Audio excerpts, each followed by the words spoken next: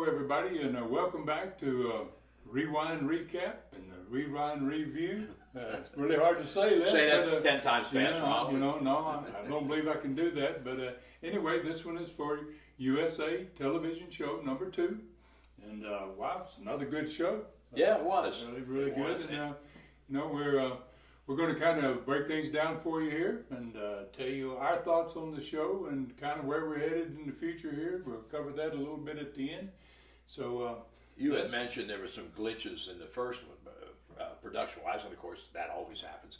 And I noticed this one was a little smoother. There you go. So we were able to get some of those out. In fact, in the opening on the last one, the music was really pretty bad, and we were able to change that music out a little bit. Got a little better music that worked better than I think somebody called it funeral music.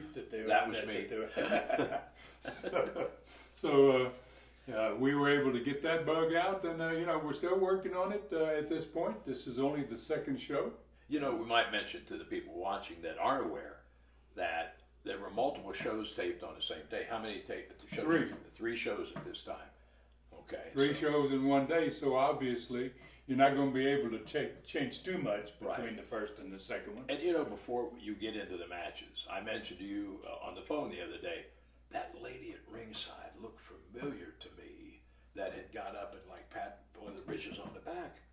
And that was Beulah. Right. And the reason we bring this up, the fan base back then was so entirely different. This lady had front row seats from the time I first wrestled in Knoxville in 1968 until, and this show was taped in 1988. Right. So 20 years, she was sitting front row at virtually every wrestling show that came through. She was a fixture, and she was also great friends with the Armstrong family. So Right. Bob told me that he and the boys used to go out there and have dinner with her every Sunday. She would cook Sunday dinner for them, and they would go eat with Beulah. So, you're going to see her in every show. She's And the one she gets up and I forget one of the baby faces outside, she pushed the penny back in the ring. And you can't do that much anymore. No, the comparison. Today, the fans want to be the show. They chant this, that, and back then it was just, but then like he mentioned that Bob and family went out and had dinner with her. It wasn't uncommon for fans to bring cakes and cookies and brownies and I remember over in the Carolinas, fan made Danny Miller and I were tag team partners at the time, jackets that matched, right? Yeah. And so they became almost a part of the business at that point. It was a different day and time, obviously, and so let's jump right into the first match, man, which I thought was a really great match, especially the Riches, and and I love the way they started that match. I think Davey Rich drop kicked the boy in the face, and he went over the top rope just as soon as the bell rang, basically. And, Sure. And Well, I never had a chance to work with Johnny. I had on the tours when I was handling Georgia's tours in Ohio, Michigan, and West Virginia. But they make a great team. But, we were talking before we started recording this, that this J.D. Wolfe, if you watch how the big bump from the drop kick outside, but what I mean by feeding is he would take a bump and knew where to come right back in so that Rich could do whatever it was he was going to do next. That was something we didn't expect from a lot of enhancement guys back in the 60s, 70s, and even the early 80s because they were local. And unlike the full-time wrestlers, they weren't wrestling maybe once a week, maybe twice a month. So, and this is a business of being repetitive. And we were going 5-6 nights a week. So that made the difference. But this guy stood out to me just for that very reason. And he kept that match going. Yes. He kept that action. He started the action with a drop kick right off the bat, and then he just kept feeding them, and the action continued. The Riches were great. They had a lot of tags. Yeah. They did a double drop kick. They did all these moves together. And, they set this match up. I thought it was a very, very good match. It was. For the second show, especially to open up with. So after that, obviously, we go on down to, the same. We have an interview. Yeah, Gordon started doing the promo with, he had the rock and roll RPMs. And then Ron Wright came out with Stomper and Dog. film of the Stomper, and he juiced whoever it was. He got blood on whoever it was he was working with, and Bullet made the run in. Yeah. Which basically is setting up, because what you're going to hear through the rest of the show is that the next big show in Knoxville, Bullet's going to be against the Stomper. It's actually going to be the first show. That March 19th is going to be the first show. So these 3 TVs are done before this event takes place. And obviously we've cranked at this point up an angle here between Bullet and Mongolian Stomper. That Ron Wright interview that takes place there, and it's more than an interview segment, basically. Yeah, really. You know, he goes way beyond interview time. But it's classic Ron Wright stuff, because he makes a big point, I think, of all the Tennessee people being liars because he has a bad heart and he can't interfere in matches, and everybody says he interferes. And Gordon's saying, "Well, I'm just helping that guy up." Yeah, right. Yeah, but yeah. I mean, you could see it blatantly. He's sticking his nose in everywhere. Just about. And Gordon's really great at cueing these videos, and he says, "Well, let's see this video." As soon as Ron Wright says, "I never interfere," and there's Ron Wright putting the boots to the guy on the floor, and then eventually he tosses the guy back in, and Stomper beats him, he's bleeding, and Ron Wright gets in, and between the two of them, they do a job on this guy. Yes. Ron Wright's dancing on his head, and he's saying, "I never interfere." You know, but it's classic Ron Wright stuff, and you know, I talk about Ron Wright so much on Studcast. You have to. It's wonderful to be able to see him actually talk, and for them to see him in action. You know, let's face it. You and I both wrestled against him. He wasn't Luthez. He was a puncher and kicker, but it was his promos, his interviews, is what scored big for him, and that's what he took to the ring. And when they turned him babyface, he was a strong babyface. I know with Kazana for a while, but this guy was a top heel with a lot of heat. Well, I first worked with him in 1968, and then we're talking 20 years later. And to be based in one area, to be that hot for that long it don't happen. It doesn't happen. It doesn't happen. No. You know, and basically when I came there in '74, I decided he's the best talent there. Yeah. And he was, right? You know, and he was already over, so why let him go? And we continued with him straight through to '79. Well, and when it started, you were the heel. Yeah. And he was the babyface. Right? Yeah, turned him babyface, and I was the heel, and it's pretty hard to heel against Ron Wright. Right. Well, I've worked with you. It's not hard for you to be heel at all. Right. So anyway, right after that segment there, where Bob Armstrong comes and saves this guy, because now Ron Wright is in the ring, and he's not just helping the guy up. Right. He's putting the boots to him, and then finally Bob has to come and stop it. And then obviously we go directly to an interview, and the interview points right straight toward that match the next Everything is layered and tied in. It's details. So we're going directly to that next match, and Bob makes a great interview as always. Scott gathers a little bit to say. Scott's in that interview. He doesn't say anything about my dad. He calls him the Bullet, right? You know, I caught that, and I'm sitting there saying, "Scotty, I know that." Yeah, you know, but he act like, well, I really don't know who this guy is, but he's a great fellow, right? Yeah. So let me say another little aside here about Scott. Realize Scott is an agent now with WWE.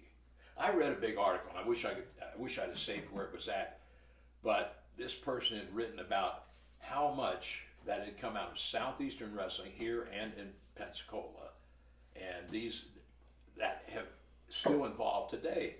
Here would be one. He's an agent. His brother, Brian, or Road Dogg, is an agent.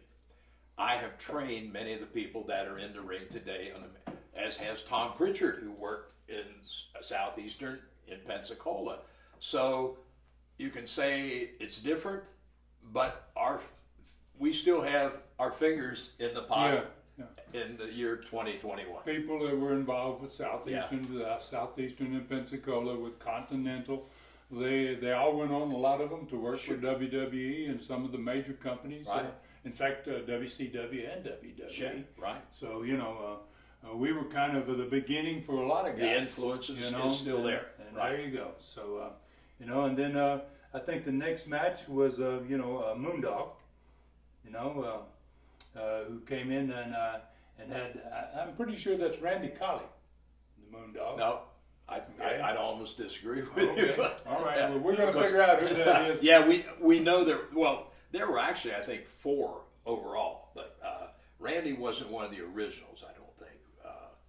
But this gentleman, and I can't remember his name, and we need to try to find that and come up with it before we get too far into this. I think he's passed away already, or Randy's gone too, as far as that's concerned. So I do know that the rock and roll RPMs are Tommy Lane and Mike Davis. Mike Davis has passed away. Yeah. Tommy Lane, I don't know. So those 2 are the rock and roll RPMs. Yes. We didn't know that last week. Right. That is their names. And so obviously, whatever this dog's name is, he does a pretty good job in the ring. Yeah. He's no slouch. No. And he pretty well takes care of business with a gentleman named Alan Reynolds. And I'm not familiar with him, but you hired him. You should. You hired him. You should. Well, yeah, it wasn't uncommon back in those days when you hired Enhancement talent. Right. You didn't really know a whole lot about them. No, you're really taking a chance on who's going to show up and what they can do when they get there. Yeah, it was. We were lucky. And I think you realize through the last show we did, or the next number, is that the stars in these matches realize we just had an hour, 58 minutes and 30 seconds total.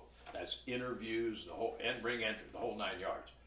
So the main guys, the main event guys, the guys who are being featured, had to get over. They had to look good. But in the same respect, they had to make the other guys look good enough that they had beat somebody. Yeah. That was, except maybe the Stomper, who's what we call chopping meat. He's going to eat the guy alive and spit him out. But that was Archie's gimmick. Yeah.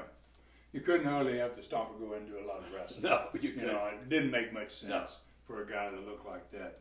So, and then the profile shows up, and that's a Bill Dundee spot. Yeah. Actually, Gordon, I think, starts it without Bill even being at the set. Yeah, with a video from Memphis. I very recognize good the auditorium. Yeah. Very good video. Yeah. In fact, I kind of got some of the names in that video.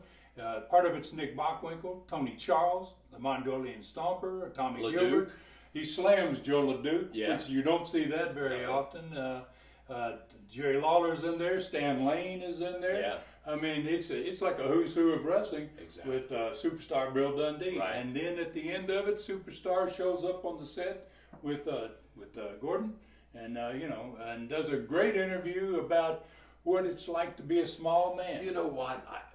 I listened to this interview, and of course, I hadn't seen this show until I brought it up on the channel, and I thought, wow, because his lead-in, as you've already heard if you watch this, is, well, I read the Bible and I understand about David and Goliath. So, because Gordon had referred to his size, and he said, as long as I have God, I thought, wow, that fits so well, especially in this part of the country, right? And it was a different approach. It wasn't like I've got a big heart or I go for It was a beautiful interview. Yeah. It was a great interview. was. I think part of that became because he started in Memphis and he stayed in Memphis, basically in that territory. Well, he was the booker there for a long time. Not much different between the people on the east side of Tennessee and the west Right. side of Tennessee. Right. So he fit in very well. Great interview, great video. Right. Back to back, and then the third match was Scott Armstrong against a guy named Mike Sampson, who I know very little about. Mike Sampson, I remember very little about Mike Sampson, but I do know that the super kick on the end of that match in slow motion. Oh my God! Yes, I thought Idaho, which means potato, which means he nailed it. I mean, he nailed it. Yes, I he mean, did. that super kick was right square in the side of the face, and it was just as solid as it could be. And we want to mention, in 1988, the super kick was one and done. Today, you're going to see guys throw 15 or those things, or 10 or whatever, in the course of a match, which I'm not even going to get into that, but the point is, this was time to go home. When he caught that, Scotty topped him, 1, 2, 3, end of story. And which is the way it should be. Big difference in what today's wrestling is Yes. and what it was back in those days. Well, you had a finish.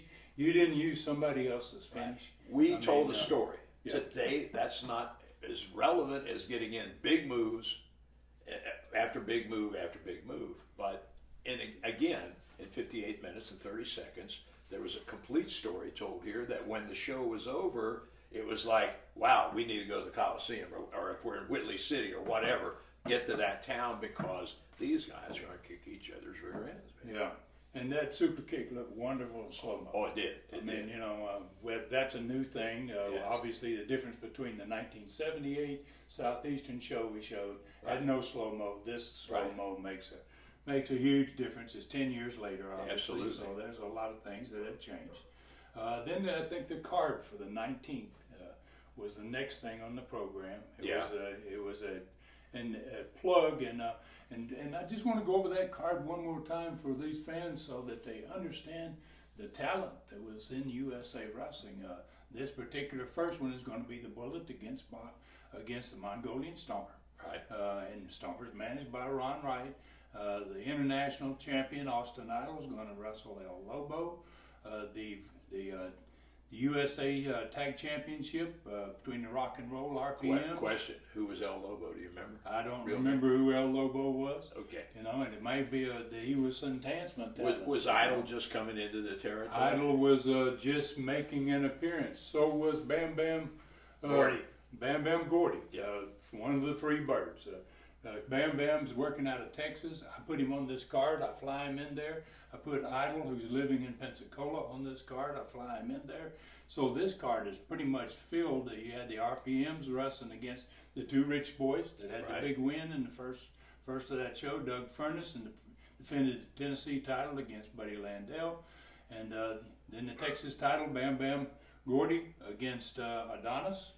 And then Scott Armstrong against the Dog, Bill Dundee against Jonathan Boyd, he's not the Enhancement talent. There was a big time star there.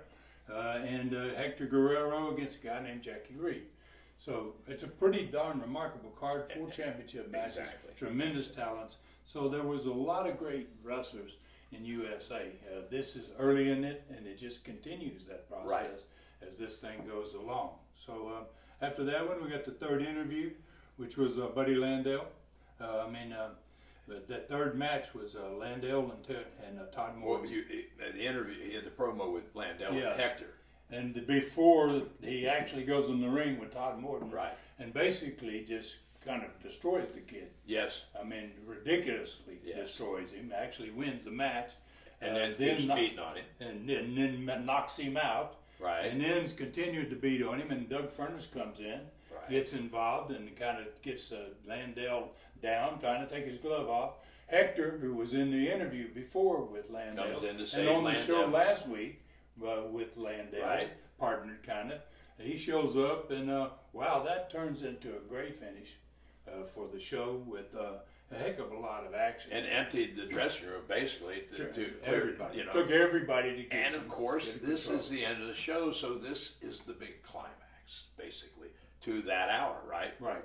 And it also is the big setup then for a couple of different matches. The one between Furnas and Right. Landell for the championship. And Furnas got blood. yeah, a lot of blood. Yes. In fact, on the last interview, he's still bleeding, and it runs off his forehead and down, Yeah. dripping off his nose. That's what we call the Spirit of '76 interview. If Yeah. you've seen that with the guy with the bandage. Yeah, but he had already wiped the blood Yeah. off, but as he's doing the interview, it's still starting to bleeding. come out, yeah. And that's for people and those fans out there back in the day who goes, that's not real blood. Well, it don't run out of your head like that when it ain't real blood. You know, man. back, I can't speak for today, but back then I always said, if you have a blood capsule, could I get one? It sure is a lot easier than the way it comes otherwise. Right. So, that was basically pretty much the end of that show. They end up, obviously, with Dundee and Furnas. Dundee does another great interview. Yeah. Really all fired he's- up about what's gone Yeah, down he's here. and 100 miles an hour. 100 but miles then an hour. he should be at that. At that point, he Yes. sells this great, the fact that, Landell just beat up a young kid, and what kind of guy does that? Right. And, knocks him out cold and then continues on him, and he covers that really well. He turns it over to Furnas. Furnas finishes up with what he's going to do. Right. The blood running down his forehead. This is going to happen It's a- to you when I there see you you at go. the Coliseum. Great, right? great show. I mean, the Yeah. way it ends up. You is know, just here just again, fantastic. in comparison to what fans see today, you and Gordon open the show with a rundown lineup, which seldom happens today. Usually it's 2 wrestlers or 20 wrestlers in the ring doing some kind of promo or something. And then the way you guys close it, you plug the dates for the towns and then close out the show. But the point was that what we thought back then was, let's always remind the people where we're going to be, what the dates are. It's again, it comes back to the repetitious thing, right? Right. Right, because a lot of times you didn't have any way to show it. There was no. We started doing Vidathons. We were one of the first television shows to ever do Vidathons back when we started in '75 on WBIR. Right. And we started putting the names up there so that you not only could hear them talk about it, you saw the names, and that gave us 2 chances for it to make an impact on the fans, so that they could remember those cards. And you know something else I think about when I watch these shows, making so different from today, is that we built people wanting something. We made the fan, or we hoped to make the fans want to see, like Furnas against Buddy Landell. It was, we're going to throw these guys together and they're going to draw. No, they're not going to draw money just throwing them together. And today, I get crazy because when I watch the current product, I think, okay, these guys just met and all of a sudden they're in a bloodbath. Yeah. Leo Garibaldi, one of the greatest bookers of all time, and I think you would agree with that, absolutely, used to always say, hey, we always give the people what they want, just never when they expect it. And they're in, this anticipation. Build the anticipation. Just a good dramatic TV show or a good dramatic movie today or 1950 or any other time. So this show builds up 2 angles. It builds up the Stomper and Bullet angle, and it builds up the Buddy Landell and Doug Furnas angle. And here's a crazy thing too. We talk about Ron Wright being from East Tennessee. He is from the Tri-Cities, and yet he was probably the strongest heel in the place. Landell is a boy from Knoxville, born and raised, and yet he's got more heat. Yes, and he deserved it. Yeah. If you watch that match and you watched his week before, he did a tremendous heel job. He took a young, very young, blonde-haired, just a kid, right, and just pulverized him and knocked him out, and then continued on it. But normally that guy, you born and raised in Knoxville, you're a babyface, right? Because you figure. But I was sitting there thinking, watching, and I said, probably the only person that likes Buddy Landell in Knoxville is his mother at this point in time. Right? Oh, yeah. I mean, he had great heat. And you're seeing 2-3 weeks in, this is the 2nd episode, you're already seeing the fans' reaction. They know who's the babyface, they know who is the heel, and they're starting to see these programs develop between different people. And that's what the storyline's all about, is building all that. And it's kind of the reason we do these shows, is because we point out to fans the difference between today and yesterday. Exactly.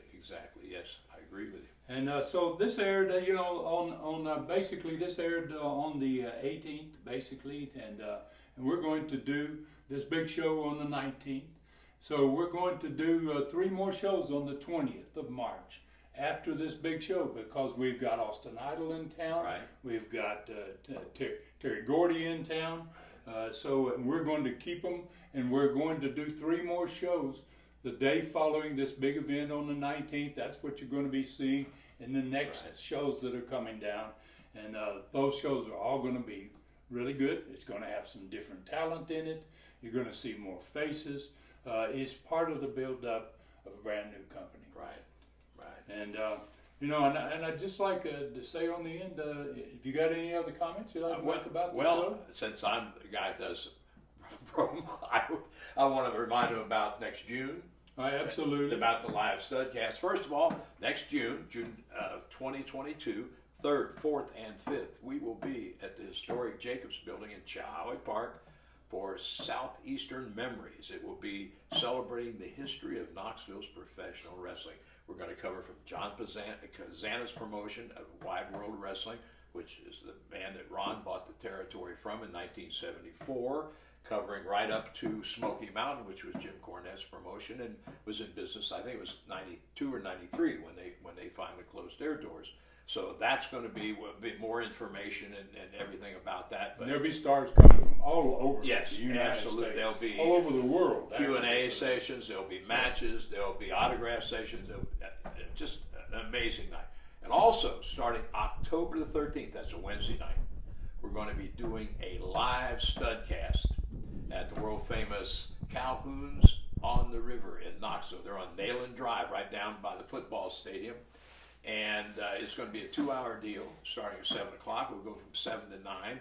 And in the first hour, Ron's going to do the normal studcast. Now, and in the second hour, we're probably going to have guests this will be once a month, second Wednesday of each month. And it'll be a Q&A session. We're going to have door prizes.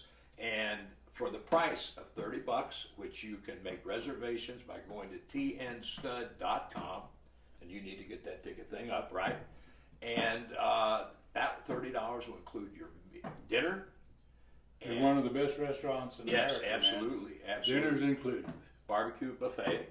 Be able to come and watch Studcast, ask your questions. Right, and cash bar if you're interested in adult beverages. But we want, we hope you'll join us, and it's going to be taped, and we put it on the Rewind Network on YouTube. So there you go. You're going to be able to see it. If you come to that event and you want to ask a question, we're going to have 2 cameras there. You're going to be on screen. You're going to be able to be seen worldwide. We'll make the fans famous, right? Yeah, there you go. Fans will have opportunity to Sure. stand up, ask their question. We're going to ask who they are, where you're from, right. And they're going to have an opportunity to watch themselves and tell all their friends and neighbors, "Hey, man, watch this deal," and it's the internet, it's YouTube, it's worldwide. And hopefully next time we sit down to do a Rewind review, I can say it very slow. We hope to be able to name the guests for that first appearance, October the 13th on that Wednesday night too. Yeah. And just a couple of other real quick messages here. We next on the after this show goes up, the next thing that's going up on here is going to be the Tell Me More episode for Studcast number 17, which is the tremendous Studcast. Wow, it has Jim Cornette on it, it has Kevin Sullivan on it, it's got Bob Armstrong on it. It's loaded with people on there. It's a celebration basically, after getting past 16 shows, which is kind of a pretty critical mark for podcasts. Okay? Right, sure. So, and then on Saturday, we're going to have number 18, Studcast itself, will be on there. And then on Sunday again, 3 o'clock every Sunday, 3 o'clock Eastern Time, a new USA TV show is going to go up. And then we'll follow it later in the week with the another review. Yes. All right. And thank everybody for joining us today. We really appreciate it. And we really... I want to thank everybody, obviously, that's subscribing. I mean, we're growing dramatically every week. Our numbers are bigger, and our hours are really, really good. Thank you all for your support, and we look for you on the next Rewind.